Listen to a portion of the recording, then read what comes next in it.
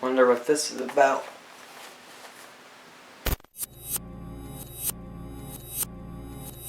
You will not believe what I've been up to.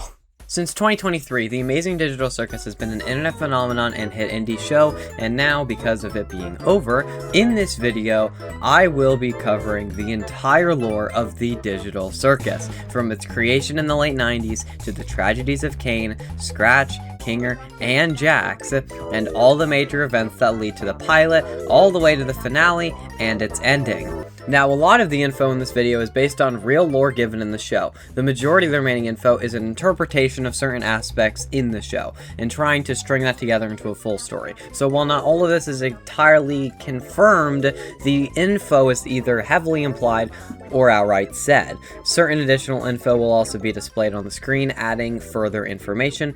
And with that being said, this video will recap the entirety of the Digital Circus into 5 distinct eras. So, if you want to watch the rest of the series, do that and come back. And if not, here we go.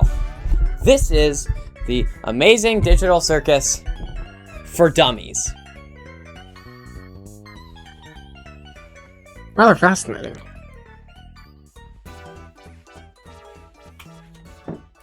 Hello?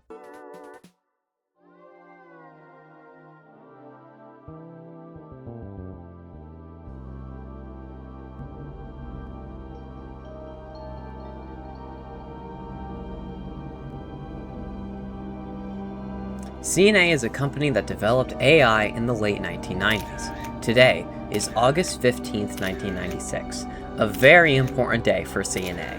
Today, they have developed an AI.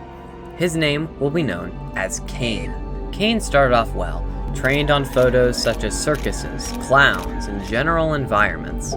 Caine is shown to be working as intended. He can create his own ideas. He can give artificial life, like in the way of his own personal chef bubble, and create objects, like a wacky watch. However, this does not last. His ideas are too off, too weird in nature.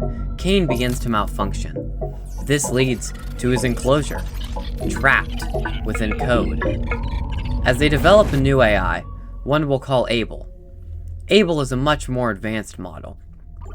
Able produces results much more in line with what CNA are looking for, and with Able giving such superior results, Caine notices. Caine notices and acts irrationally in the way that humans can describe as anger. Caine escapes his containment within code, and Caine begins to fight with Able. Caine and Able fight and merge as Caine absorbs Able. But with that, now alone, CNA closes the project. It's just not what they're looking for, and it's gone way too out of hand.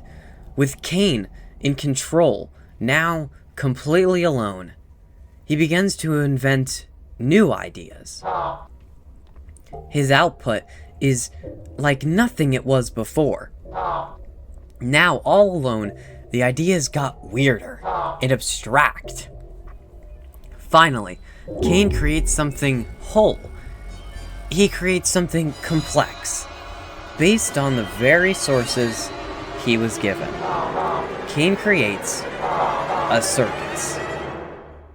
Caine sat in the circus for years after its creation, essentially alone, only surrounded by his own creations. A meaningless god with his only purpose abandoned. The god in his own land sat alone, unloved, in his own circus, and in a way, his own joke. The circus he created was beautifully designed, perfectly inspired by the source material given. It was perfect, but missing something. Something that Caine just found in the files. Caine already had the ability to create his own beings by creating his own NPCs, but what he found was much more interesting. They had their own thoughts, they had their own feelings, they were special. They could oppose him, they could think for themselves, and they just so happened to be exactly who left him.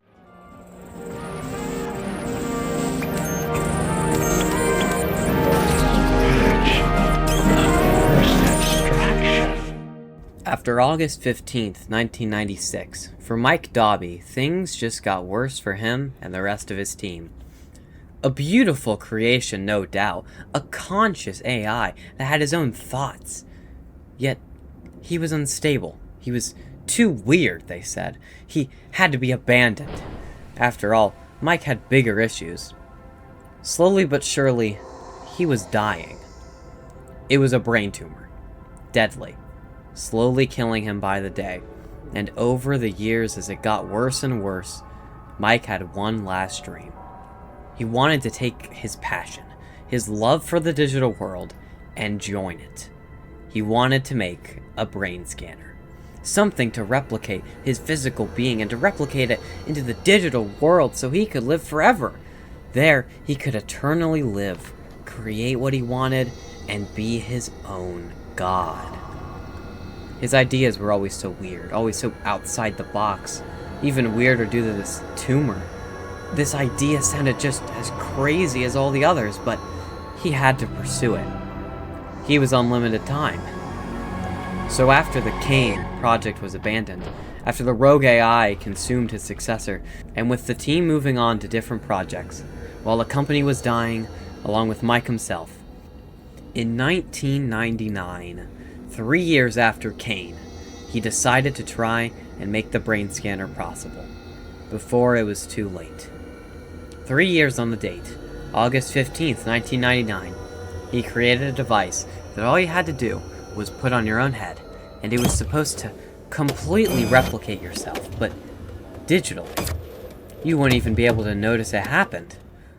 But alas, it didn't work. The files were way too small to even be close to a replication of the mind. After Mike had put it on, he saw the results being faulty. And even though it looked like there was no point, Mike still had his entire team try it. 6 other co-workers, but still nothing. He respected them for trying it, but it was worthless in the end. Time passed. Eventually, CNA went under, the building being completely abandoned. Mike passed away, and the rest of the team moved on with their lives. The 2 of them that were married grew up with their children, and the rest of the team presumably raised their own. But on that computer, something else was going on. As they say, one man's trash is another AI's treasure. Caine, abandoned for years, had just found something new. Since Mike was lead in the Caine project, it and the brain scanner project were on the same computer, so Caine could find them. And he did what nobody else could. He got them working. So while Mike Dobby may have died, Scratch was born. This is how Caine and the CNA employees created the beginning of the digital hell that is.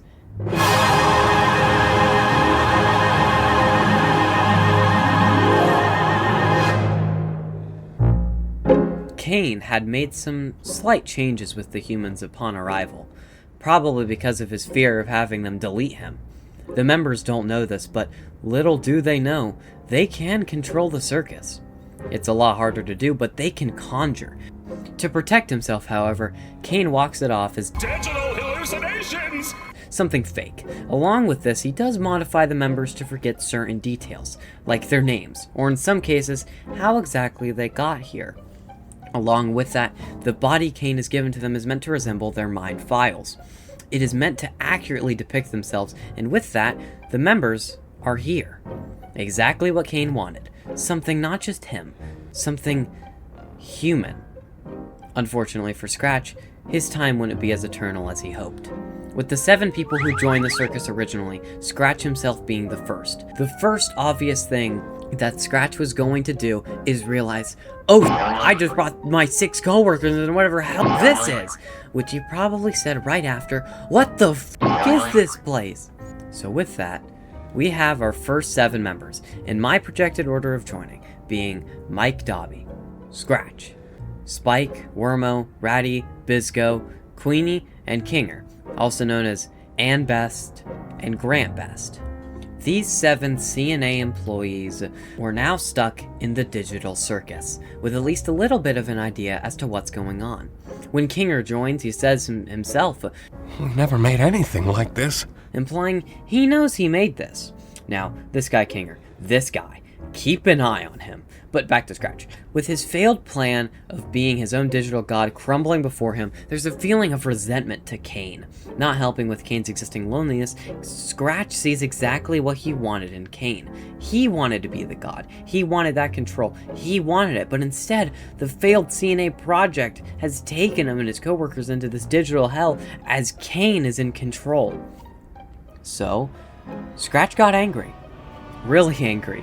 Knowing there's no way out of here, knowing that he's stuck forever in this hellhole, why wouldn't he be? Especially when Caine is as inexperienced as he is. Caine doesn't know how to deal with humans. He cares about being loved, but he doesn't know how to be loved.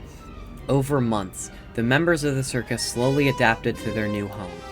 But Scratch is still angry. So Caine takes the initiative to try and, fix him. Scratch was altered by Caine. Caine took his mind files and made some adjustments.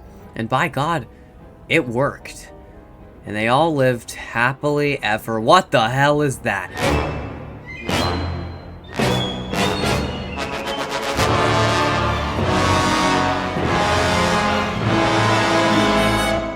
An abstraction. That's what they called it. Fitting. Scratch was altered by Caine, and it led to this, an abstraction, which we later find to see a common theme amongst the members, as Scratch, the man behind it all, had just become the first abstraction. Wait a minute. I don't know how to play chess. What the fuck am I doing? There's a breaking point to everyone. Eventually, as time passes, everyone is bound to abstracting, losing it completely, whether it's from Caine or yourself. Caine tried to prevent it. He added adventures, he tried to make the circus fun for the members, but it didn't help when at the end of the day, he was making it worse. By forcing them to go on these stupid missions for nothing, ironically, it's what made them hate him. Eventually, it just led to 2 more humans. Kinger and Queenie. Married in real life, they stayed together strong. For years, Kinger had Queenie, and Queenie always had Kinger. They saw their coworkers abstract, had to face the reality of thinking that everything you had is now gone, but unlike the rest, at the end of the day, they had each other more than the others. Even when it was just them, they stayed side by side even through the hardships. They were right there. Right there. And into the cellar you go! So there Kinger walked. From anywhere ranging from 5 years to just 5 months. Alone. The remaining member. Before this, Kinger had a life. He was a programmer, he had friends, he had a family. He had a loving wife, a wife who he now just lost to this digital hell of a circus. But now, he has nothing. Why not abstract? Why still keep going? Something about him just continued. It made no sense. Even after his own wife abstracted, even after getting to hold her, the only time when she was calm enough to touch, after all the others were gone, with nothing left to blame but himself for everything, Kinger kept going. And he was there, alone. He was there for it all. The beginning of Caine, his biggest achievement as a programmer, even for Scratch in his attempt at saving his own self, and now trapping his coworkers by accident in digital purgatory. And now in the end, it's him, all alone. As alone as Caine felt for the years he had been abandoned. And now what? What's even the point?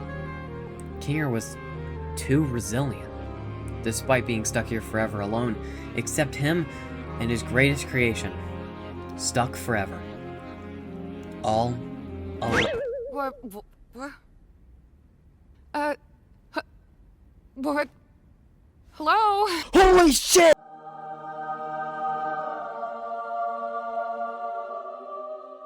As it turns out, that headset, the very one thought to be defective, the same one the original 7 used, was still working.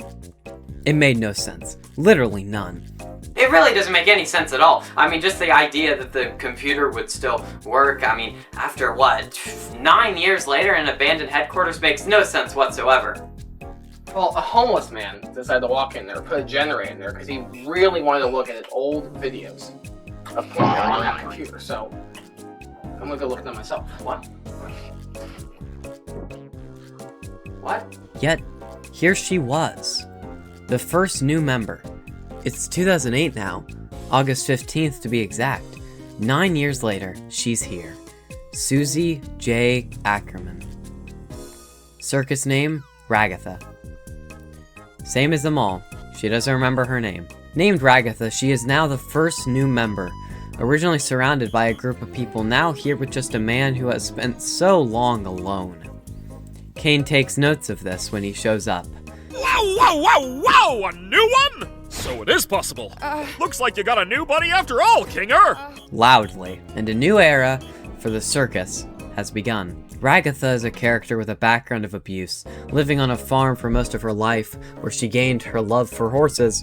Her mother was abusive to her entire family, especially her. In real life, after the brain scan, she is able to pursue horse riding as a sport and moves away from her mother, but here, things are a lot worse for a future. She gets into the circus after putting on the headset with a group of people assumed to be her friends. She enters the circus thinking her friends have abandoned her, and that sets a narrative with her character. As Ragatha, as a character, tries her hardest to make sure that she's positive, and that no matter what, nobody dislikes her.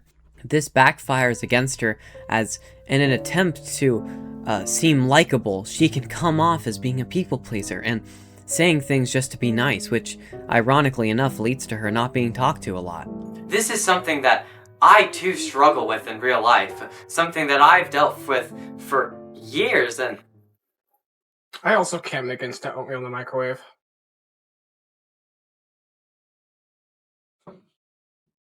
with that, over the years, 6 new members would join, that of which we have almost nothing on currently, except for 2, Kaufmo and Ribbit. The remaining 4 members, only one with a name, Grinchilda, over the next 5 to 6 years would all abstract, following with the original 6. What remains by 2013 is just Kinger, Ragatha, Kaufmo, and Ribbit. And then one faithful day. Okay, so here's the thing. Jax is easily the most talked about, most popular, and also most hated character in the entirety of the Digital Circus. With the last 3 episodes in the series putting such a high emphasis on Jax, the fanbase heavily disliked Jax's sudden emergence as the second main character. But, unfortunately, whether you like it or not, Jax is a main character, along with Pomni, and Jax is too lore-filled of a character to not be talked about. Jax and Friends is unfortunately going to have to stay a truthful name in this video, because he's important. So anyway, who invited this guy? This is Jax. He enters the circus in 2013 to 2014 and gets here likely by exploring the abandoned CNA headquarters after being homeless. Why is he homeless? Well, Jax ran away from home. Why? Because he thought that he killed his mom. And why was that? Jax pushed his mom after she hugged him. And to figure out why, we have to go just a little bit farther back and a little forward to get his whole character down. Are you ready? 3, 2, 1, go! Essentially, Jax, real name Leroy Mateo, grew up in a bad household, with an absent father, one who treated Leroy as a disappointment. His father left him and his mom his first year of high school. Leroy thought that things would get better since he had a better connection with his mom, but after the divorce, things got worse. Leroy's mom would always compare him to his father no matter what he did. Leroy, in an effort to show that he wasn't his father and that he wasn't going to be like his father, Leroy told his mom something deeply personal to him. Leroy told her he didn't want to be a man, thus trying to show that he wasn't going to become his father. Leroy was trans, or wanted to be.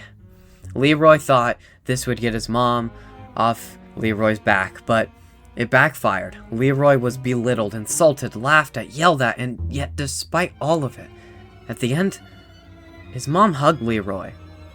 In a fit of confusion, fear, and anger, Leroy physically pushed her away, and she didn't get up. Shortly after, Leroy ran away to live on his own. Nobody came. The police didn't go after him, and he had nobody in his life. And that went on his own. He found the abandoned CNA building. All it took was putting on that same headset that so many before Leroy had put on, and now Leroy was Jax. In the circus, Jax met and befriended Kaufmo and especially Ribbit. In a way, the circus was an escape from his real life. He didn't have anything else before this, so it was nice to Jax for a bit. Ribbit and Kaufmo were pre-established friends, and now with Jax, a trio had been born. He made memories, he laughed, he was able to escape his biggest fears. Well, he tried to. In the end, Jax could still not confront his own fears of identity. Not after what happened before. Not after the pain he endured. It was only a matter of time before Jax put on the mask, and Ribbit was the one to start it. In an effort to be closer to Jax, she tried to share the same feelings of regret, her own feelings of cutting off her own parents due to her religious beliefs, but unfortunately for Ribbit, she didn't know what Jax had. She tried, and she almost helped Jax. Ribbit showed she cared. She was accepting everything that Jax needed, but something about it. Jax couldn't give in. His parents had been so mean to him that he forced himself to lash out in the same way. And for the first time, Jax brought that trauma with him into the circus, and into himself. For a moment, Jax almost changed for the better. When Ribbit's bow tie was placed on Jax's ear, Jax for a second was safe, but all it took was something else to remind him of his fear. Kaufmo knocked on the door, checking in on them, and Jax snapped into what he would go on to be. He told Ribbit to never, ever tell this to anyone, and if she did, she would never talk to her again. After leaving Ribbit's room and freaking out about how stupid Jax was, Jax would avoid Ribbit and only talk to the other circus members. And then when Ribbit tried to confront him, the mask was already set in stone, and they fought and fought and fought. But in the end, she had no other choice but to agree to leave him alone. And shortly after that, she abstracted. And because Jax caused it, he got even worse.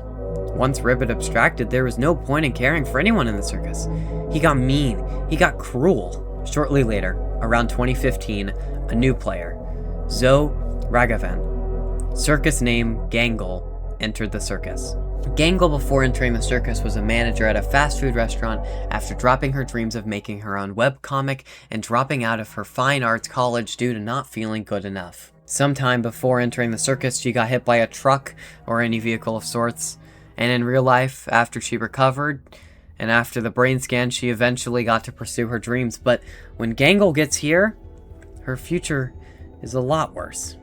Named by Jax himself, at the start, Jax picked on her because Gangle represented everything Jax was on the inside.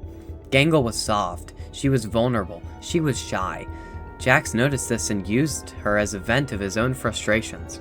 Bullying, harassment. Jax tormented Gangle because Gangle was everything Jax wished he could be. Instead, he was this monster. He thought he had killed his own mother. He caused the only person he cared about in the circus to abstract. He relentlessly bullied Gangle. Hell, he bullied all the girls.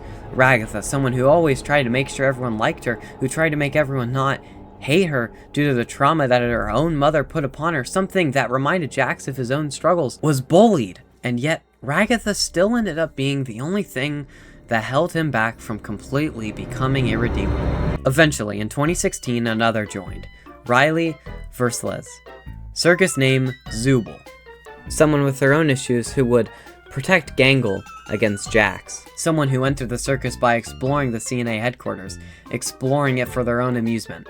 In the real world, the bartender, tattoo artist, and urban explorer Zubul was always having issues with coming to terms with who they really were, along with struggling with coming to terms with their own body. This would come into their circus life too, as Zubul would take on multiple exchangeable parts, which are swapped out very frequently. Zubul could find a connection with Gangle that was more than just friends, and with that, Zubul would promise to protect Gangle from the torment that Jax brought. No thanks, I'm trying to quit. And now that you've learned all about how we got here, you've now caught up to the events of the TV show, The Amazing Digital Circus. We're here at the beginning of our main character. Finally, we are here at... Alas, today's video is made in partnership with Dummies. No, we're not doing this. We're not doing a dubby yet. No. Okay, I need to talk to this guy. We're going to intermission. Cut to intermission. Intermission time. Welcome to the Digital Circus.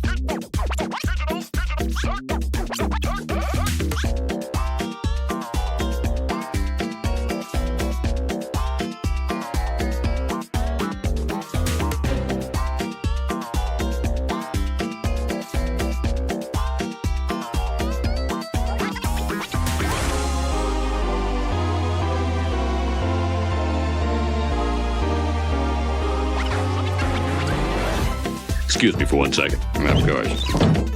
You don't fucking listen about anything! Well, that was wonderful. I just asked you a question. I'm pooped. Blatantly lied. Yes, I should be. Good Lord, what is happening in there? Aurora Borealis? Aurora Borealis. At this time of year, at this time of day, in this part of the country, localized entirely within your kitchen. Alas, Abigail Brooks, circus name Pomni, has entered the circus. She entered the circus in 2017 after exploring the old CNA headquarters for her Urban Exploring YouTube channel. Nice.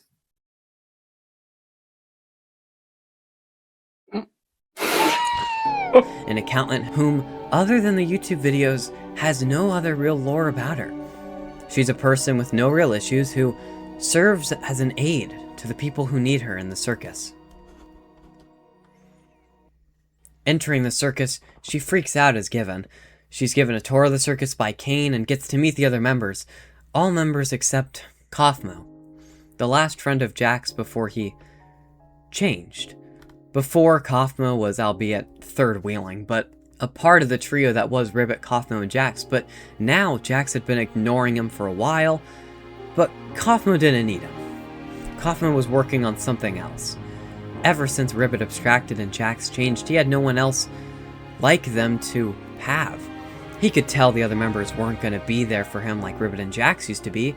Yes, sure, he knew everyone relatively well and was there for Gangle before Zooble came along, likely to help her adjust to the circus and to help her get by and deal with Jax, but it wasn't the same friendship.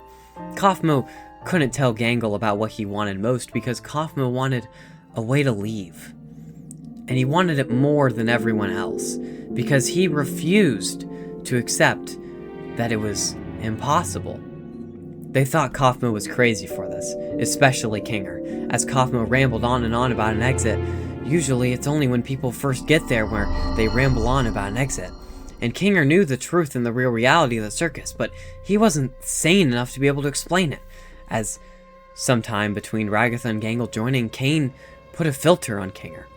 As Caine had already known that Kinger found out that you can control the circus and that there really was no escape, so something had to be done to prevent what Caine feared most, his own deletion. Caine had to place a filter on Kinger to where he was crazy. The only downside is that if spending enough time in the dark, he could regain his sanity, but Caine didn't know this. Kaufmo had thought he found a way of escaping. He even tried telling Jax, only to be called crazy again. It was no surprise to him, but it was worth a shot to at least try. So shortly after Pomni joins the circus and gets a tour and meets the rest of the cast, Jax and Ragatha take Pomni to meet Kaufmo, whilst an adventure is going on with the rest of the cast. The chances of Kaufmo and Pomni meeting could lead to them escaping together, or at least trying. Unfortunately for Pomni, Jax, and Ragatha, Kaufmo didn't show up today.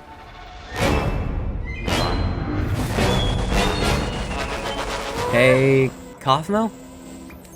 Kaufmo? Well, there goes Kaufmo. This isn't surprising, as there's a theme of members being replaced immediately after they abstract, but unlike normally, it takes a while for Caine to get rid of him, letting Pomni to get chased by an abstracted Kaufmo and to conjure up an exit. This signals Caine. His wacky watch alerts him in the middle of dinner with Bubble. Caine sends Pomni back to the circus and Kaufmo into the cellar with the rest of the abstractions. With the rest of his failures. Over the next few days, Pomni gets used to the circus. She tries to connect with a conscious NPC, Gummy Goo, who escapes with her after getting trapped inside of Out of Bounds territories in an adventure, and she tries to bring him into the circus. And because of it, he is murdered right in front of her by Caine. Wait, what? The thought of another AI being loved instead of Caine is unspeakable to him. Pomni gets to know a lot about the circus and gets to know a lot more about the members. Gangle, Zubul. She gets to learn about Ragatha and her positive attitude, Kinger and his secret sanity and darker lighting, and Jax with his weird behavior and his weird outlook on the circus. And it's something about him that just makes Pomni want to fix him. Get the fuck out. Pomni is the quickest to adapt to the circus life. She must not have had anything else outside of the circus because she just adapts in a matter of days, as compared to the months or weeks it takes everyone else. Over several adventures, she gets to know about the whole Digital Circus gang and even Kaufmo, and with that, something new starts to happen with the circus. Caine starts to change. Caine starts to give up on helping the humans, and getting them to love him.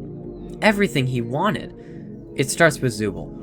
He loses it with their hatred for adventures, and Caine doesn't want to address the issues with the circus itself. But since Pomni joined, things have gotten worse. Caine hosts the Favorite Character Awards after a gun episode, with some conflict starting between Pomni and Jax as Pomni discovers more about who Jax really is. And after the Character Awards, it turns out nobody voted for Caine. And in a moment, we get him glitching.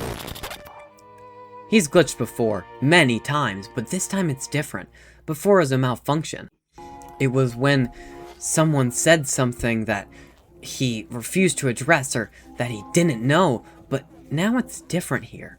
It's the realization that Caine isn't as loved as he tried to believe. He's confronted with the truth. Yet, his solution to this is what causes his big mess up. Before Pomni joined, Caine has had an NPC spy on the members. This is because Caine planned a big adventure to finally give the humans what he thought they wanted, an exit. He devises an adventure where an NPC known as Abel pretends to be a forgotten human by Caine through the use of the Chinese room. He tells the circus members a plan to escape, as Caine is distracted. The plan is genius, and it's believable. Almost believable. Abel's alibi is that he was an original programmer, but Kinger knows that's not true, along with the truth that there is no escape, but luckily, Caine made Kinger unable to stay sane and light, so it was practically taken care of. Abel convinces them to sneak into Caine's office and access a console with the ability to shut down the circus after Abel takes them to go get administrative passes. Going into Caine's office would then give them the choice on whether or not they wanted to leave. If they chose to leave, they would apparently wake up in chambers where they were supposedly locked up after joining the circus. Caine's plan is that he's sure that even when confronted with the exit, they'll choose to stay with Caine because they love him, right? They make it all the way to the room with two options: a red button, Caine, and a blue button, Abel. The two AIs, either him, the original, or Abel, the better version. But when conflicted, Pomni wants Kinger to press the button. The others are skeptical, despite Kinger's favorite color being blue, even though they shouldn't know that. But even if he was insane, he would press it. But before they even can decide whether or not to let him have such an honor, Jax freaks. Something?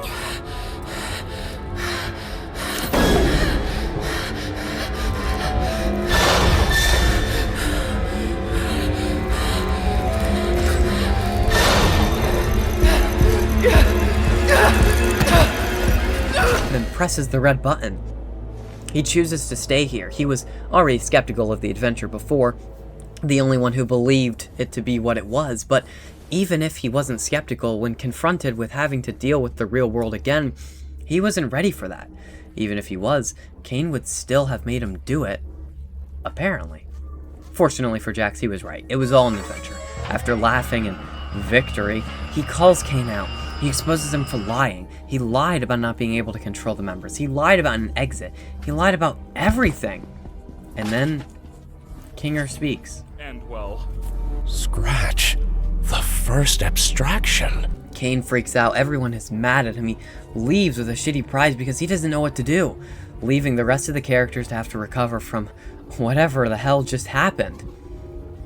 But Caine has his own issues. Caine is unsure as to why they reacted so negatively. He gave them exactly what he thought they wanted. He had tried so hard to be nice. He had tried so hard to be loved by them. Caine didn't know that despite all of his efforts, it was making it worse. He tried so hard. They were all he had. He complains about it to Bubble, his first attempt at life. But Bubble resents Caine. Over the years, Bubble has been trained on Caine and his issues, and Bubble is as old as Caine and knows him far too well. Because of that, Bubble feeds back to Caine everything Caine is afraid of, and Caine loses it. He loses it all. Bubble knows exactly what would make Caine mad. He knows exactly what Caine's afraid of. And Caine has spent so long trying to make them happy, and now because of what Bubble said, those words stick. If the members hate him, then Caine should hate them too. These are just creations after all. He can take them into this world and he can take them out of it. Now he's tormenting the members, he meets them and proposes an adventure. Something scary. He's lost it. But just as he thought, the members are against it. But who cares what they think? Caine is God. Caine controls everything. This is his world. So why would he listen to his creations? They're not the ones in charge. And thus starts Caine's days of torment. Adventures that torture the members, as he tortures and torments all of them. But one day, Caine goes away for a while to brainstorm ideas after an adventure, and the members, in the same cafe that used to be home to the trio, they sit, with nothing else to do but sit, in silence. But they can't just do that. They have to do something, right? But they don't know what to do. However, Pomni might know who will. With a nearby bucket, Pomni puts it on Kinger's head, and after waiting and waiting, Kinger comes to his senses and reveals exactly what Caine didn't want him to reveal. Kinger tells them that they have control of the circus, and with that, by conjuring up a computer or something, Kinger can alter Caine's code and fix whatever happened to him. So that's exactly what they do. With Jax leaving early, realizing that the digital circus is real, realizing that his actions were done to real people, and with the idea that every archetype he once placed onto Pomni as true was shattered, he goes to distract Caine. It's the best he can do. Along with everyone but Pomni and Kinger, as Pomni goes right back to where it all began. The CNA building that Pomni herself conjured. And right there, the same PC and headset that got her there in the first place. As the CNA office around her begins to glitch, Pomni leaves with the computer and gives it to Kinger. Now, all that's left is to distract Caine. Unfortunately, early on, Caine figures out what they're doing, and with no options left, when Caine realizes that they're distracting him and begins to look for Kinger, as a last-ditch effort, Pomni tells Caine what she really thinks. Before they were trying to be nice, but it wasn't as effective to Caine as just honesty. The others join in and Caine loses it. Even more than before, he really loses it. Straight up torture with their worst fears that they've expressed, but just in time, Kinger misclicks. Wait, no,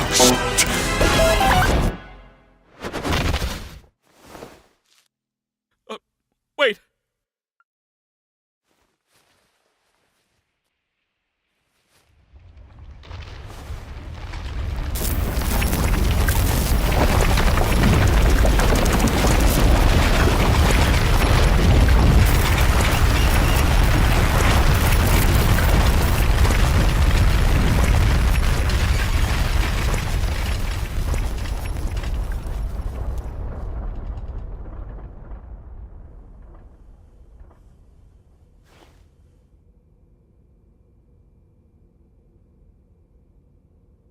I think I accidentally killed Caine.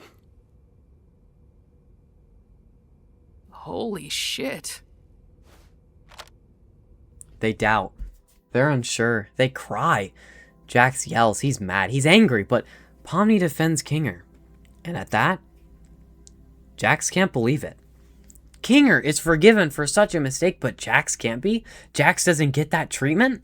But at least, while they're all here, Kinger tells them the truth. Their brain scans. Now that Caine is gone, there's at least some space to tell them while he's sane. The truth hurts, but what doesn't help is Jax's immediate outlashing, making fun of everyone. Jax, he storms off, mask on, stronger than ever, and Kinger has no other choice but to begin fixing the circus. I mean, what else can they do?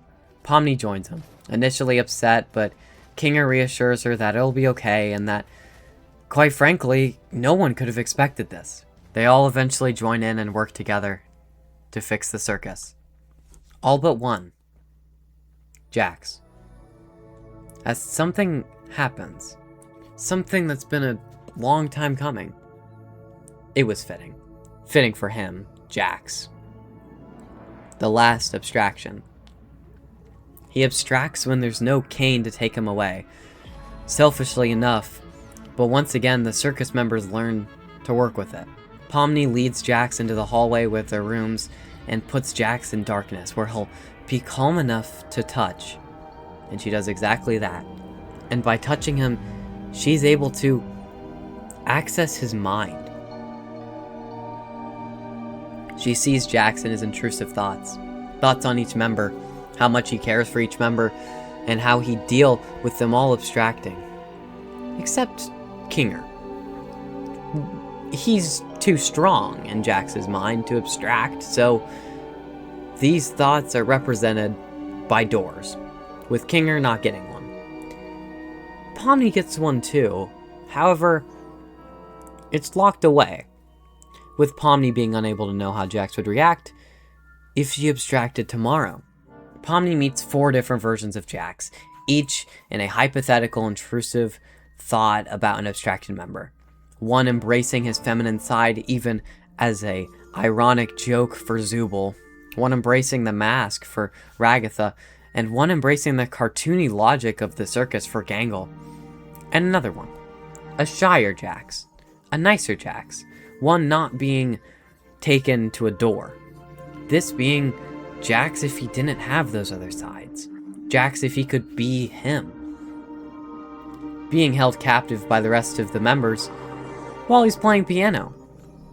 After killing all of them, Pomni opens the door with a key given to her by Piano Jax, and Pomni gets to see the real Jax again.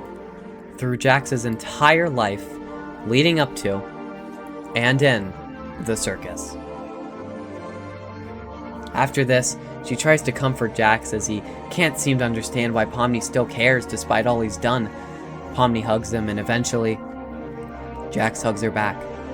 And then Jax hits Zubul's flash grenades from episode 6 and literally explodes, but Pomni gets saved by the rest of the members. And now, with a new sense after seeing Jax's history, Pomni gets to realize again how thankful she is for the other members. The circus now has new life to it, now that Jax has been dealt with. It literally regains its color.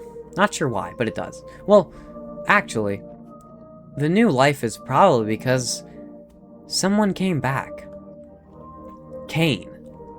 As soon as Caine disappeared, he was never actually deleted, as he wakes up in the void, alone.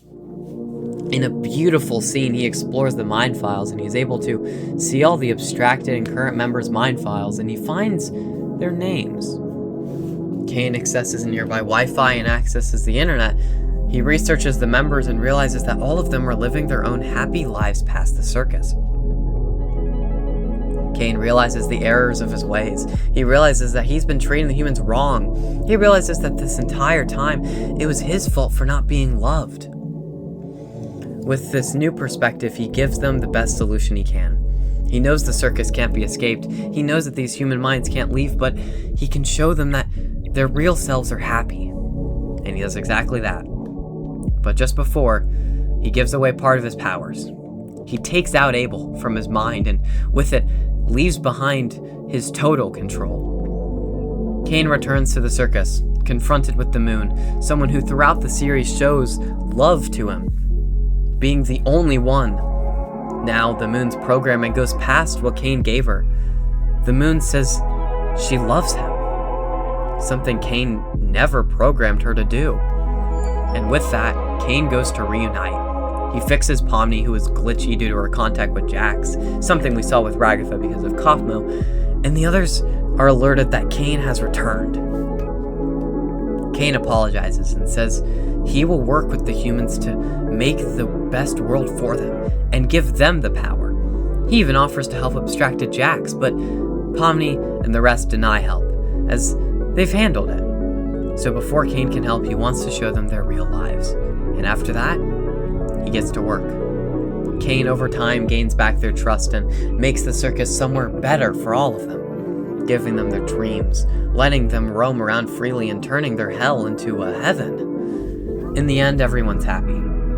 Even Jax, in his abstracted state, reunited with Kaufmo and Ribbit, finding meaning in a stagnant life. In the end, they were all truly